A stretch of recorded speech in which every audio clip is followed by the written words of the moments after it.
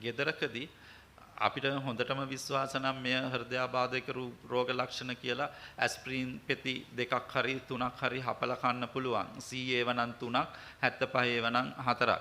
නමුත් ඒකටත් වඩා මෙතෙන්දී ප්‍රධානම අවශ්‍යතාවය පළවෙනිම දේ තමයි රෝගියා බය නොවි සිටීම සහ බය නොකිරීම. දෙවැනි එක තමයි ක්‍රියාශීලී බව අඩු කිරීම. මේ දෙකෙන්ම කරන්නේ හෘදයේ ස්පන්දන වේගය අඩු කරනවා.